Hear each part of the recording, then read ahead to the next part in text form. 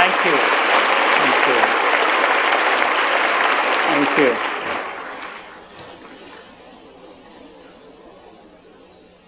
Whenever that happens, I feel like ending at that moment. And you can always say it ended with a thunderous applause. It doesn't always end that way. But it's nice to be here. My colleague Conn and I drove in from Atlanta this afternoon. We don't really, it's not too often we are within driving distance of our hometown. This week it happens to be that. I was not far from home on Friday speaking to a group of 100 plus leaders from Islamic nations, and they were dealing with the whole area of the Arab Spring. Fascinating to hear some of them and then present an apologetic and a challenge to them. And now here, I think, thus endeth the lesson is about it, because I don't know if I'm doing anything more within Atlanta's driving distance for the rest of the year. It's all great distances away. I do a big trek between Atlanta and the Orient quite often, and that long flight of 14 and a half hours from Atlanta to Seoul non-stop, celebrate a few birthdays along the way, and then get off and connect to wherever you're going. My wife would have been here too, but 3 months ago, I better get this right or I'll get slaughtered, we became grandparents for the first time. So I was thrilled to tell the world I'm now married to a grandmother. And in fact, his name is Jude. And nice to hear that verse quoted from the book of Jude. He's an amazing little boy, came in several weeks early. I was traveling for 7 weeks non-stop and was petrified that he would be born during the time I was on the road. And Conn was with me, and I prayed every day. And I wasn't thinking of my daughter, I was just thinking of myself being there. I said, Lord, let it not happen while I'm gone. Let it not happen while I'm gone. The day we landed, it was 3:15 at Hartsfield. We'd come in from somewhere overseas, I forget where. Got home at 5:15. At 6:15, I got a telephone call that labor had set in. She was on her way to the hospital. And in good aeronautical nomenclature, at 7:47, she delivered the child. And I was at the airport at that time. So there's still peace in the family. And my daughter is quite thrilled that I was back. I've heard so much about this university, and it's a real honor to be here. Thank you for having me. I get terrified with audiences that expect so much. It was easier in the early days when nobody expected anything, and sometimes you precisely delivered that, and they never were disappointed. But somehow, with the years going by, when you get into print and on the air, expectations get too high for one's own good. So please bring that down several notches, and if God ministers to us, we'll all be grateful. And if not, he probably would have told you should have been somewhere else tonight, and you just picked the wrong spot. Some of you have, I've no doubt, heard this, but it's so well done that it's worth repeating, and maybe for some the first time. The story is told of Holmes and Watson on a picnic trip, and they were out camping, and after a lot of liquid refreshment for the night, tucked away and were sound asleep. And in the middle of the night, Holmes woke up, and he looked at the stars, and he woke Watson up and he said, "Look up, tell me what you see." And Watson says, "I see stars and stars and stars." He said, "What does that tell you, Watson?" He says, "It tells me that astronomically speaking, there are millions of galaxies and potentially billions of planets. Astrologically, it tells me that Saturn is in Leo. Orologically, it tells me that it's about 2:45 in the morning. Meteorologically, it tells me that tomorrow will probably be a beautiful day. And theologically, it tells me that God is sovereign and we are just a minute part of this great whole." "Why, Holmes, what does it tell you?" He said, "Watson, you idiot, somebody has stolen our tent."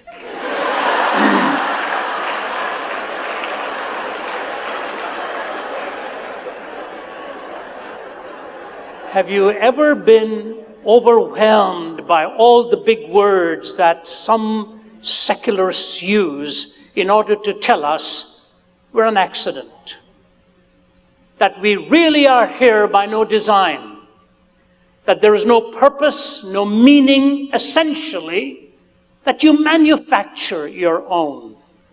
And so Richard Dawkins and all shout louder and louder and louder to convince you that there's a wonder of it all, even though we're the ultimate product of primordial slime. And headed towards extinction, sort of oblivion, really. You know, you look at an enormous intellectual personality like Steve Jobs, and you think to yourself, if life is really worth nothing, what does it all really matter? Most of all, to the one who's spent his life or her life and ends up in extinction. Nothing beyond the grave. We are reduced to the end product of time plus matter plus chance. I find it fascinating because they still cannot eradicate this lunge within our hearts towards value and meaning. Even the whole problem of evil, which we wrestle with, the only reason we wrestle with it is because we assume value. We assume intrinsic worth, not extrinsic worth conveyed by some culture or some gathering of intellectuals. The only reason we even ask the problem of evil and pain and suffering is because we treat human life as intrinsically worthy. So you cannot even talk of purpose, or you cannot even talk of evil or good without assuming purpose. They are hinged and linked to each other. And as I stand before you tonight, here we are, towards the tail end of 2011. And if you were to stop an average student on a university campus and ask him the following questions, how do you define what it means to be human? I think the person would sort of be just offended by the question. Why do you have to even ask such a question? What is the definition? But they will write volumes on humanism. Ask them what is the meaning of sexuality in its essential expressions. There are no answers. Ask them what does it mean to have human life within the womb. There is no answer for them. Everything is contingent upon one's own pragmatic disposition and changes by the whims of culture and time. I think it was James Russell Lowell who wrote, he's the one who wrote, "Once to every man and nation comes a moment to decide in the strife of truth with falsehood for the good or evil side. With each choice God speaking to us offers them the bloom of light, then the man or nation chooses for the darkness or the light." He's a great American thinker. He also said this: "Truth forever on the scaffold, wrong forever on the throne, but the scaffold sways the future, and behind the dim unknown standeth God within the shadows, keeping watch above his own." Truth forever on the scaffold, wrong forever on the throne, but the scaffold sways the future, and behind the dim unknown standeth God within the shadows, keeping watch above his own. Alexander Solzhenitsyn years ago said these poignant words. Oftentimes, sophisticated intellectuals booed him when he uttered such thoughts. Here's what he said: "The West is on the verge of collapse, created by its own hands. Between good and evil, there is an irreconcilable contradiction. One cannot build one's national life without regard for this distinction. We, the oppressed people of Russia, watch with anguish the tragic enfeeblement of Europe. We offer you the experience of our suffering. We would like you to accept it without having to pay the monstrous price of death and slavery that we have paid. We would like you to accept it without having to pay the monstrous price of death and slavery that we have paid." Muggeridge, writing in the 70s, wrote, "It is difficult to resist the conclusion that 20th century man has decided to abolish himself. Tired of the struggle to be himself, he has created boredom out of his own affluence, impotence out of his own erotomania, and vulnerability out of his own strength. He himself blows the trumpet that brings the walls of his own cities crashing down, until at last, having educated himself into imbecility, having drugged and polluted himself into stupefaction, he keels over a weary, battered old brontosaurus and becomes extinct." There were voices in the 60s and 70s telling us to check our tickets to see where our philosophical assumptions were going to get us off. Francis Schaeffer was among them. When he wrote the book, Whatever Happened to the Human Race, he alerted us to what was coming. Because somewhere in that time in Western history, in America in particular, values were being jettisoned, absolutes were being mocked, and Chesterton's warning has come home to roost. He said, whenever you remove any fence, always pause long enough to ask the question, why was it put there in the first place? Whenever you remove any fence, always pause long enough to ask why it was put there in the first place. The interesting thing about the scriptures is that it alerts us to these tough questions and gives us the points of reference for answers. If you were to go back into the Old and the New Testaments, you will find that the foundations for life and its definitions are right there, clearly written. I will just take 3 or 4 of them tonight and talk to you about what these foundations are meant to be. For you and me individually, for us as a culture, and right from the global perspective, what it is that we ought to be looking to in order to establish firm pillars or a foundation on which life can be built. I think if you follow this along, just like any sermon, when you are preparing a talk, when it's all finished and it's all put together, you have to answer 3 or 4 questions before you shut that book and know you're ready now to talk about this subject. Every talk has to be evaluated by certain parameters and certain measurements. I have a grid of 4 questions that I raise for myself when I prepare a talk. Identification, translation, persuasion, and justification. Have you identified with your audience? Is it your thoughts within a language and concepts that they can ultimately hang on to? Is there something in there that will persuade them to connect with the ideas? Is there a justification for what you've just said and laid claim to? So you put everything down to a test. I want to present to you 4 tests for a foundation on which life must be designed, and cultures and nations must follow along also. The first is this, the dimension of eternity. You must measure your choices by the dimension of eternity.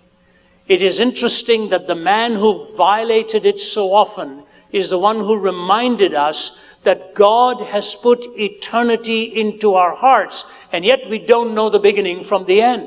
But He's put that grid of the eternal within us. We yield to that when we ask ourselves the question, what is life really worth? What are you living for? We hark back to that when we talk about justice. The Greek philosopher said that justice was the firmest pillar of good government. In fact, Aristotle said justice was the essence of all ethics. Just as injustice, he said, is the essence of all evil. To them, justice was very important. How do you come to definitions of justice if there is no eternal point of reference? Who becomes the judge?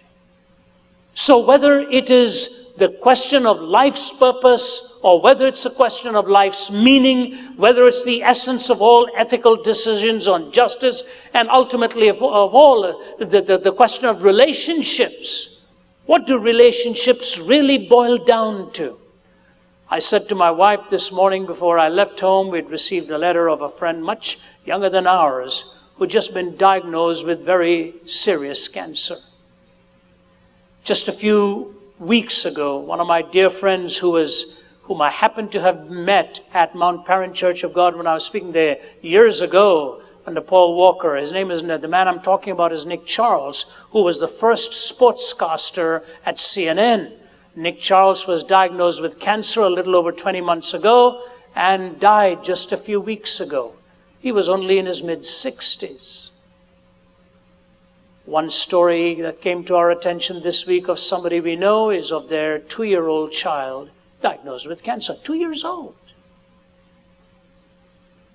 And all of these things weigh on our lives because relationships are meaningful. And so whether it's purpose and meaning, whether it's justice, whether it's relationships, the question of the eternal always haunts, and we always ask that question. I remember moving to Canada when I was just 20 years old, moved from New Delhi, which was my home city. And my father sent my older brother and me to Canada to sort of scout the land to see if the family could make a living out there.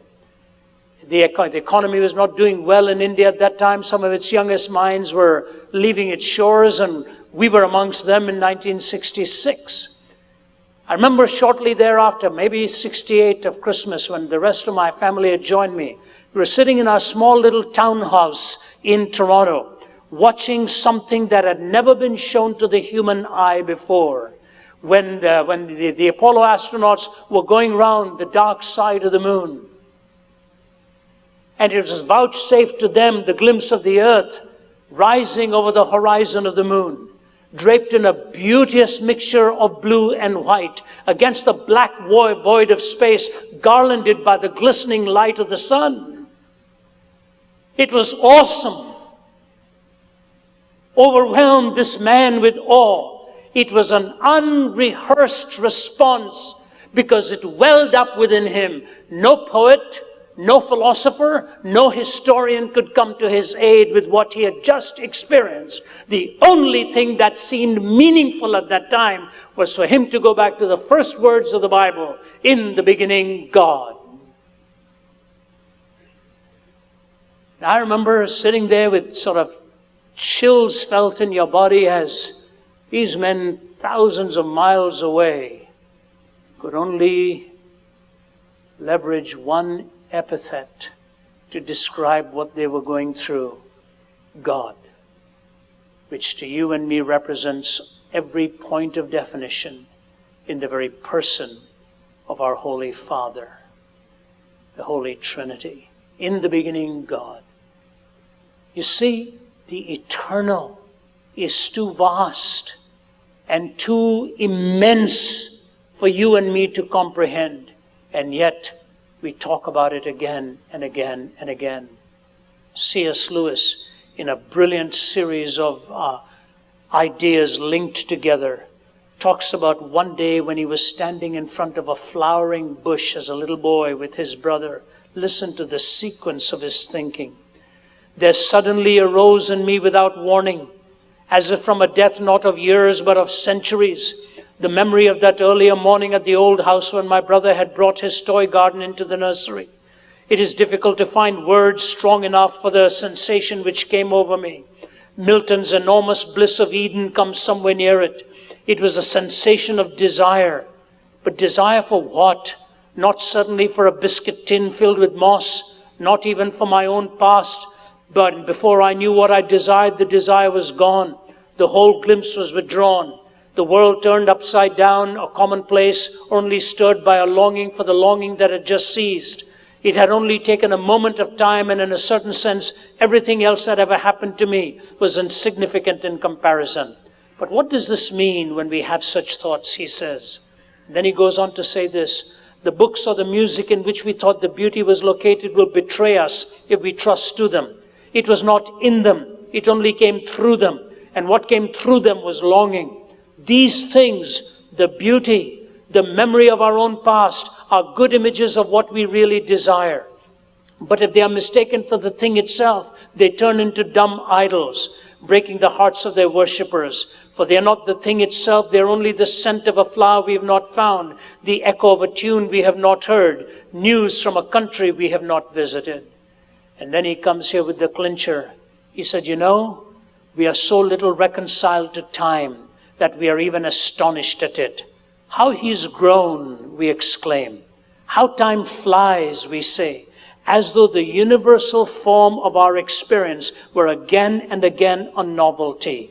It is as strange as if a fish were repeatedly surprised at the wetness of water. And that would be strange indeed, unless, of course, the fish were destined one day to become a land animal. My, how he's grown. My, how time flies. We express surprise as if it's a novelty, though we experience it constantly. He says it would be as surprising as if a fish were to be surprised at the wetness of water, unless, of course, it were destined one day to become a land animal. Time moves, time flies, and we yearn again and again and again for the eternal. You know, I was mentioning to you about Nick Charles, who passed away a few weeks ago. I knew Nick, and the first time I met him was at Church of God. I mentioned to you, he'd come to listen that morning, and he put his arm around me after that service was over, and he said, "Can I talk to you?" And then he says this to me. He said, "I've not been a good man. I've not been a good man." He said, "I've lived a very indulgent life, Ravi." He's a handsome-looking guy, an icon on television, admired by many. And he told me, he said, "The truth is, I've not been a good man."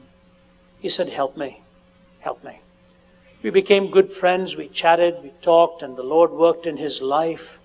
He settled down and fell in love with a beautiful woman from CNN, also a producer. Her name was Corey. I had the privilege of uniting them in marriage. And after the wedding, a happy life had come to both of them, and a few years went by. He phoned me and he said, "Can I see you for a moment? I need to talk about something."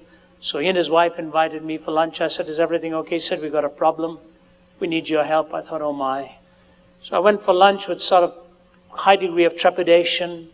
And as he sat across the table, he said, "I have a question for you." I said, "What's that?" He said, "I'm much older than my wife, as you know, and she'd like to have a little baby. I don't want to become a father in my 60s. What do you say to me?" I said, "Nick, this is not fair." I said, "Getting you two married was okay as a minister." I said, "Now you're asking some tough questions of me." He said, "No, give me your advice." I said, "I can't give you advice. I can just give you one statement." He said, "What is that?" I said, "One statement to you is this, Nick. If you deny her this great longing and joy in her heart, you will never be a totally fulfilled man." I said, "That's all I want to say to you." Not long after that, a lovely little girl was born. Her name was Giovanna. Well, a little over 2 years ago, he phoned me. He said, "I really need help now. I've been diagnosed with cancer of the bladder, and they're giving me no more than 20 months. We talked, and before he left, he said, "I've always wanted to live in Santa Fe, always." He said, "We're going to move. I know I'm not going to make it much, but I want to move there, and Corey's willing to go. I want to take our little girl." And it was a move they made.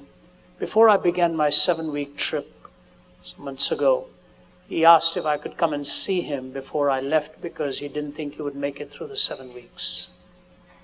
So my wife and I flew into Santa Fe. And I sat down next to him because his whole body was just trembling is a minor word. He was just agitated like that. And a nurse was there trying to inject something into his bloodstream to get him to settle down. And as he was about to calm down, he reached out, grabbed my hand, and he said, "Please pray for me." So I held his hand and started praying. As I was praying with him, his dog came over and nuzzled next to my leg there. His dog's name is Dante.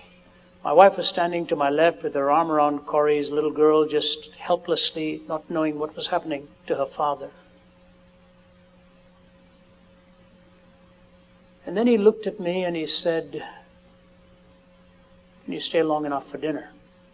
I said, "I'm not going to get out." He said, "No, I want to have dinner with you." We got him under control physically, and the four of us drove over for dinner. The poor guy, all the hair coloring from his face had gone. The hair was gone. And he told me this story. He said, Ravi, a few weeks ago I lay in bed and I said, "Jesus, enough. Enough. I can't take this pain anymore. Please take me home tonight. I cannot handle this." He said, "My little girl is lying next to me, Corey next to her." And I said, "Lord, you'll take care of her. You'll take care of Corey. I can't handle this anymore." He said, "In the deadness of the night, Ravi, I promise you this. A light shone in the corner of my room, and a figure, just as I've always pictured Jesus, came over towards me, sat where you sat when you held my hand, He said, I promise you this happened. And he took my hand and he said, Nick, I will call you home, but not tonight. I'll call you home at the right time, not tonight. He said, you know, the world may laugh at me, the world may mock at me, but I'll tell you something, that's what has kept me going. One of the producers from CNN phoned me a few days later. I was in Singapore. It was late at night. He said, I'm doing a story on Nick Charles. He said, what do you make of this story he tells of the night that he had this vision? I said, where are you coming from in this? He said, I'm an atheist. I said, let me say something to you. His faith in God is not based on that solitary experience of that night, but it confirmed for him that which he already knew in his commitment and relationship to Christ. And Jesus will always meet you where you need to meet him the most, in the quietness of your life, and he will meet you to fulfill what it is you need to know at that time. But your faith goes beyond just that moment into something more sturdy and solid, the Word of God that abides forever and so on. I said, now let me ask you this. What do you think of Nick Charles? I said. He said, he's for real. I said, then take him at his word. This experience too, so to say. You know, I want you, when my father-in-law died, he was 85, struggled to the bitter end and fighting off the cancer as well. But the last two things he did, I was actually on the plane coming back. I'd spent quite a bit of time with him and I'd flown out for some meetings. And just before I got onto the plane, I spoke to him. He was struggling to speak, and then he had already gone into silence for days and then came back to speak a few things. And my wife is standing by his bedside along with her sisters and her mother. And the last two things he did, he opened his eyes, looked to the heavens and said this, amazing, just amazing. And then he closed his eyes, looked at his wife of 60-some years, and he said, Jean, I love you.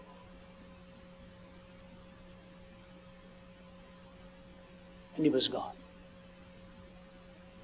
Eye has not seen, ear has not heard, neither has entered into the heart of man the things which God has prepared for them that love him. Ladies and gentlemen, I want you to think of this. When we ultimately stand in the presence of God, no metaphors will help. People often say, what question are you going to ask him when you first see him? Nothing. What would terrify me is what questions he's going to ask me. The glory of the eternal. Everything we do in time must ultimately be measured by the value of the eternal. If you don't, you too get reduced to the pragmatist who relativizes everything with no absolutes of any kind. Eternity. When you find eternity, you realize at that point that you have defined existence. But you move beyond eternity to morality, in which you define essence. You have to understand what moral reasoning actually amounts to. This is the struggle of the skeptic, total struggle of the skeptic. They don't know how to define moral reasoning. They don't know. Many times I have used this illustration, and my colleague Conn often says, every time that you tell that story, I cringe, and I say, so do I. So do I. But I remember taking off from a country in one part of the world that I shall leave unnamed. It has in the heart of its city a place called Snake Alley, where men come at the end of the day to satisfy whatever grotesque desire they have. And in order to do that, their mind is ravaged by a concoction of snake's blood and hard alcohol. They mix that together and just swallow it down into their system. And then they ask for whatever it is they want, and it's provided for them. A woman from Holland who rescues children from the sex trafficking industry told me this story while she was flying out of that city. She said, last night I was in that area called Snake Alley, and I rescued an 18-month-old baby girl. being sexually molested by this man. Now, I was sitting in a plane when she told me this, and I really thought I was going to be sick to my stomach. Explain to me, what has a man done to himself to come to that point? And you say the blood and the alcohol ravages the mind. What about the men who peddle this stuff?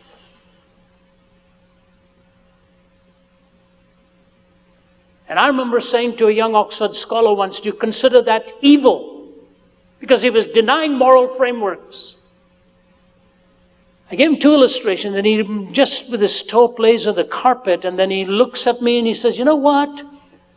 I really wouldn't like to see that happen, but I can't honestly tell you that I think it is immoral.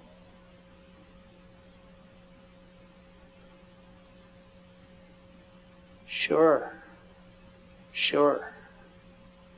If that were your 18-month-old baby girl, you'll find a very accurate description for what happened. A man like that could end up becoming a professor and telling us someday there's no such thing as good or evil. You know what the problem is? Moral reasoning, if it only stays horizontally, is an argument between cultures and individuals and communities and people with no ontic, no transcendent point of reference. I've just finished the most difficult book I've ever written. I've called it Why Jesus? Long subtitle.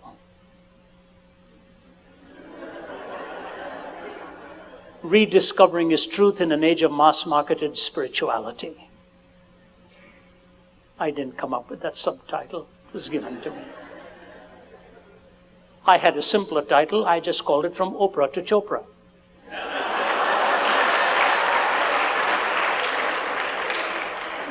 They didn't like it.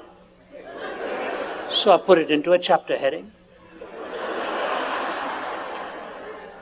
You know, when you research all these new spiritualities, you'd be amazed at what sophisticated people think is spiritual. Amazed at what sophisticated people think is spiritual. And so I say to you that when we are talking about moral reasoning, even mere spiritual terminology doesn't help. It has to be based ultimately on the absolute nature of an unchanging God. That's the only way we can make sense out of defining absolutes. An unchanging point of reference. And if you take the 10 Commandments, what is the one word that is captured in there? One word. Sacred. Your life is sacred. Your time is sacred. Your property is sacred. Your marriage is sacred. Your worship is sacred. Your word is sacred. And so is your neighbor's. You desacralize these things, and evil comes in, and relativism holds sway. You know, I was writing a book some years ago and used the Holocaust as an illustration. And I was doing some research on a man who tracked down Adolf Eichmann. The name of the man is Peter Malkin. And in a cloak and dagger operation, they got into the hinterland in Argentina, and with their binoculars from a distance and high-tech equipment, watched this man every day. Eichmann had no idea. He was working at a Mercedes-Benz factory nearby. He would take a bus and come back. He didn't know he was being watched. And as he would get off the bus, they would watch him, watch his routine day after day after day. On a given day, the Mossad involved in all of this, hiding behind the bushes, as he was walking back with his briefcase, felled him, jabbed a needle into him, doped him up, put him into a car. If you have read the book, The House on Garibaldi Street, you'll know the rest of the story. For over 20 years, Peter Malkin, who spearheaded the whole thing, never broke his silence. Just a short while ago he died, but he broke his silence once. He said, I just want to tell you one thing of what happened. He said, I would watch Eichmann every day. And when I was in the train bringing him back, I looked at him, he said the most scary thing to me was he looked like an ordinary human being. I couldn't bring myself to see how he had orchestrated the deaths of hundreds of thousands. And so I sat by him in his bunk in a train before I handed him over to the final authorities. I said, Mr. Eichmann, I watched you every day in Argentina. I saw you getting off the bus. I saw you walking, looking over your shoulder. I saw you getting home, unlocking the gate, looking over. I saw you unlocking your door, and a little boy was always waiting for you. I said, who's that boy? He said, he's my son. I said, how old is he? He's something like 8 or something. He said, Mr. Eichmann, I had an 8-year-old nephew whom you murdered. Can you tell me the difference between your boy and my nephew? He said, Eichmann was lying, looked up to the ceiling, and with a glassy look turned at him, looked at him and said, you know what? My son is not Jewish.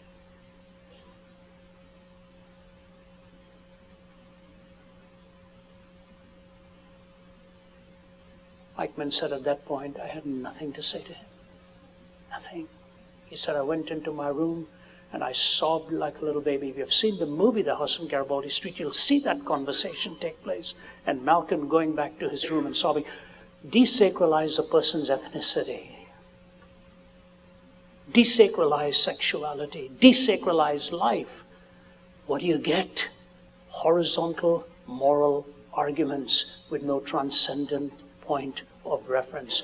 I am convinced that the reason Hollywood goes about with movies like the Da Vinci Code and The Last Temptation of Christ, do you know why? They wanted to knock off the causal argument. They wanted to knock off the design argument. The one argument they cannot knock off for the existence of God is the moral argument. What is the moral argument? Objective moral values only exist if God exists. Objective moral values do exist, therefore God exists. Very simply stated in a syllogism. Objective moral values only exist if God exists. Objective moral values do exist, therefore God exists. How do they knock that down? By making Jesus look just like themselves. Morality. You redefine essence. Hannah Arendt, in her book, The Trial of and Execution of Adolf Eichmann, in her last page has an incredible line. She talks about his speech that he gave on the way to the gallows, and she ends by saying this: it was the ultimate trivialization of evil. The ultimate trivialization of evil. Eternity, morality, thirdly and quickly, the dimension of accountability. The dimension of accountability. You know, this one always scares me because I've lived half of my life alone on the road. 90% of that time I don't travel alone. Now I have an associate who travels with me. But you're still alone quite a bit of the time. And you have to decide early in life if you're really going to be accountable to somebody greater than another human being or not. If you don't settle that, sooner or later somebody will come and trip you up. Sooner or later, somebody will come and trip you up. And you know what? It'll be either in sensuality or in material things or in power. One of these three will trip you up. If you don't settle in your heart that you are accountable before Almighty God. You know, there was an old question, only philosophers can think these up. If a tree falls in the jungle with nobody there to hear it, does it make a noise? I never in my lifetime thought of that question until I studied philosophy. If a tree falls in the jungle with nobody there to hear it, does it make a noise? Somebody responded. And, you know, questions like that are asked at the University of Florida. A man stood up. We've got it on video. He walks up to the microphone and he says, how do I know that I exist?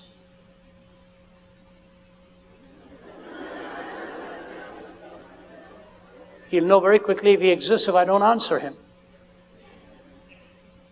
Professor Nathan at the University of New York, when he was asked a question like that in his philosophy classroom, lowered his glasses and said, and who, shall I say, is asking? If a tree falls in the jungle with nobody there to hear it, there was a young man who thought God must find it exceedingly odd when he sees that this tree continues to be when there's no one about in the quad. Young man, your astonishment's odd. I am always about in the quad. That's why this tree shall continue to be, since observed by yours faithfully, God.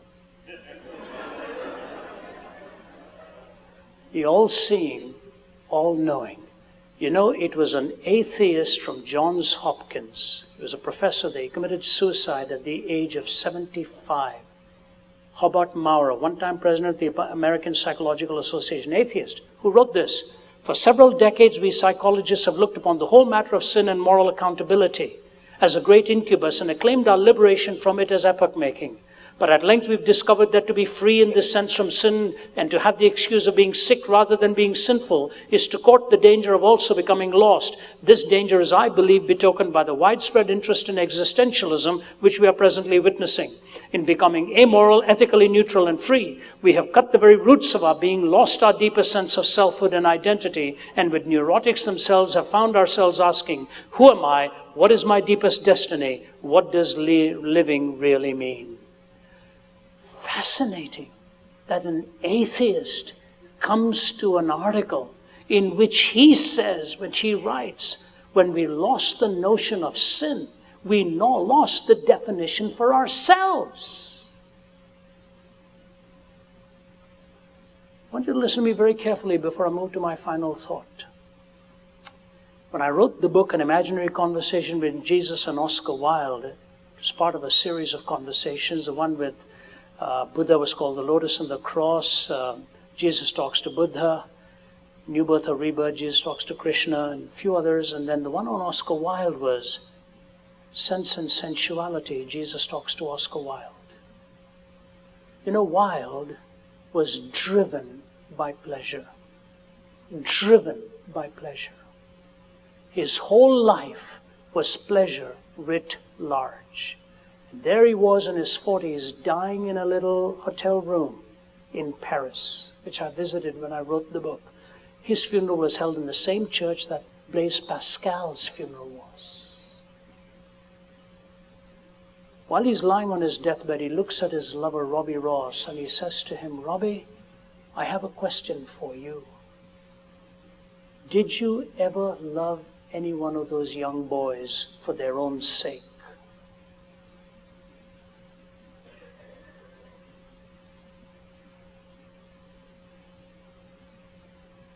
Did you ever love one of those young boys for their own sake, Robbie?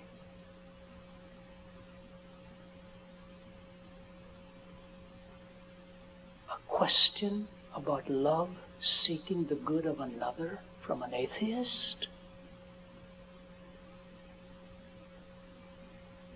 Robbie says, no. How about you? Oscar Wilde said, no. Bring me a minister. Only Christ is not big enough to heal this heart of mine.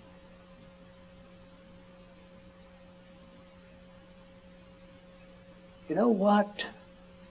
Love is a supreme ethic. Truth is a supreme point of judgment. And if you lose either of these two, you lose God. You lose either of these two, you lose God.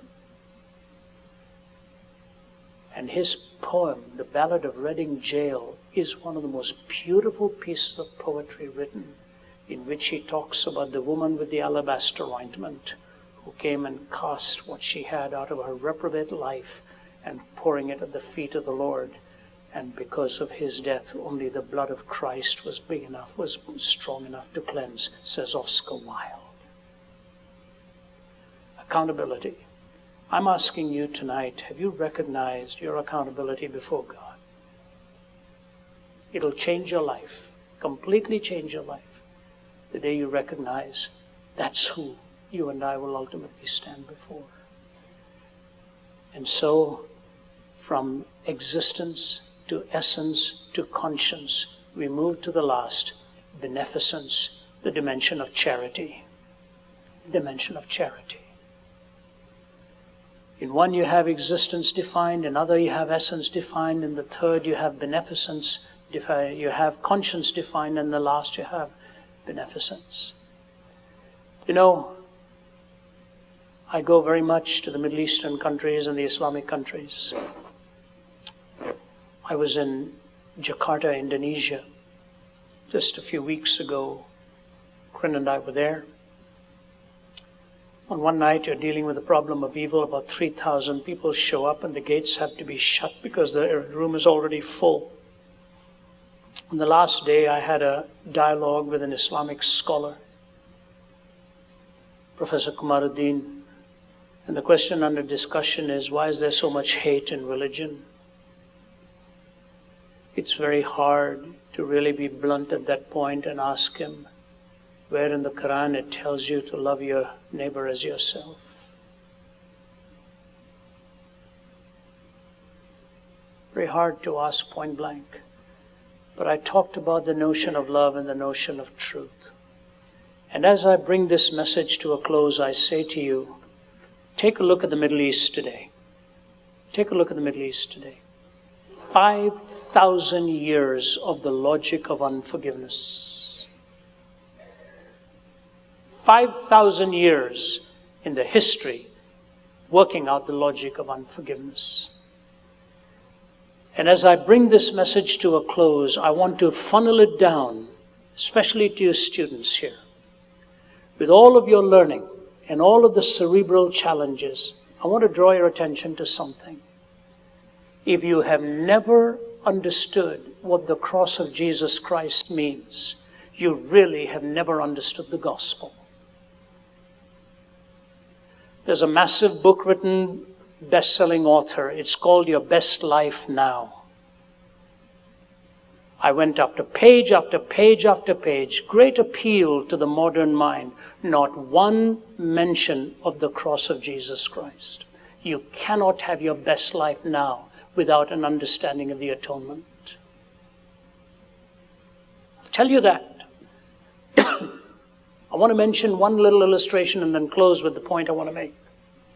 Last fall, we did an open forum at Yale. It was a Thursday night. And it was a message I was asked to give on the uniqueness of Jesus Christ. And I have to tell you, you go in terrified on the inside. I'm not putting you on. I've done this for many years, and in every speaking occasion, you're terrified. Because you know it's not in you, and you just hope and pray that God comes through. And on that Thursday night, the place is overflowing. People are sitting in the aisles, the doors are jammed, and they can't get in. And one of the members of the trustees from Yale happens to be sitting next to one of my colleagues at work. And he looked at him and he said, I don't understand it. You bring Tony Blair or some great figure from politics here on a Thursday night, they won't come to hear him. Anybody comes here, they get tired of this stuff. What are they doing coming here on a Thursday night to listen to talk on the uniqueness of Jesus Christ? And my colleague looked at them and said, is it possible that you have left their souls empty?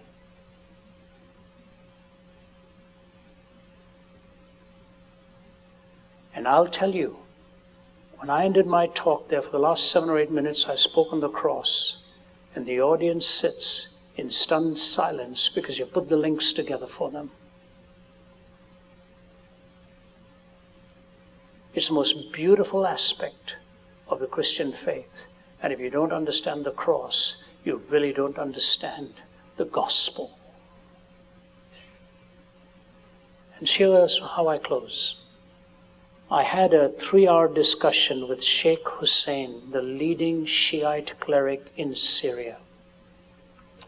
An audience in front of us listening in, my interpreter between me and him. He was a very fine man, very gentle, a real gentleman.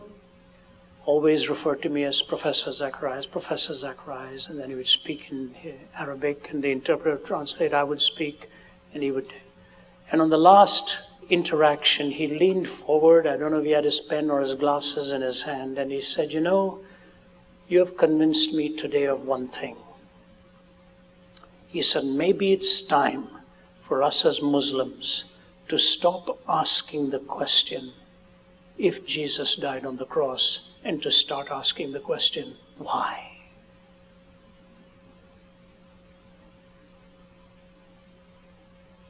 I said, may I quote you on that, sir?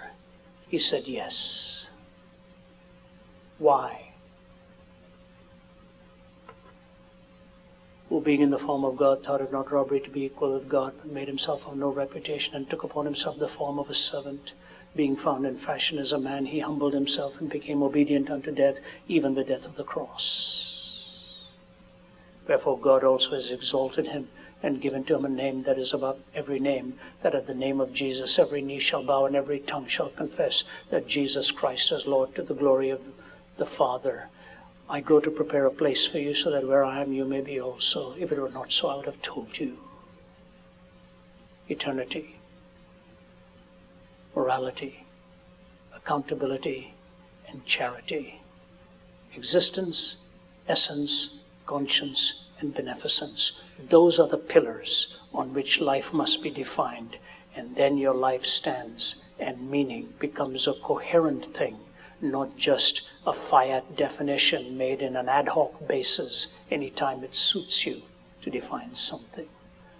You've been a wonderful audience, and I've probably gone way beyond what I should have. I very ceremoniously take out my watch. I don't know why I do that, but evidently it helps at least the movement of the wrist.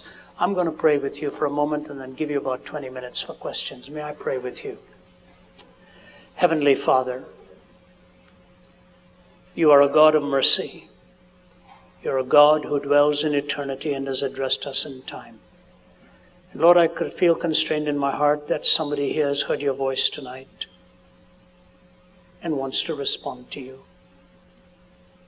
And as you have spoken, may that voice truly cry out to you. And ladies and gentlemen, this is a better time to do it, rather than wait till your questions are raised here. If God has spoken to you and you're dealing with him now and wish to make things right with him, either you don't know him, and you say, Ravi, pray for me, I want to come to him tonight. Or you know him in name, but you know you're wandering a far way off, and you want to set that right. Will you give me the privilege of praying for you? It's a matter between you and God. I ask you to give me the honor of praying for you.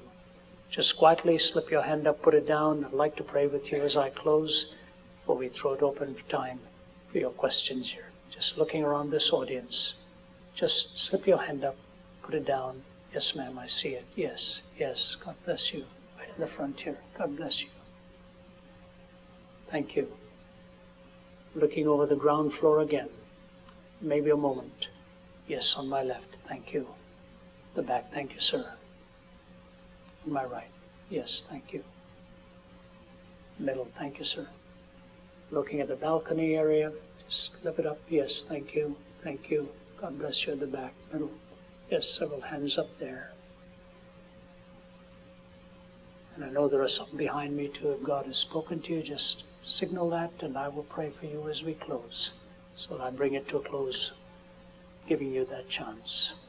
Father, for these hands that have been raised, I pray that your hand will reach down to them and gather them within the sound of your voice and the embrace of your love. Thank you for the privilege of being here tonight. In the name of our Lord Jesus Christ. Amen.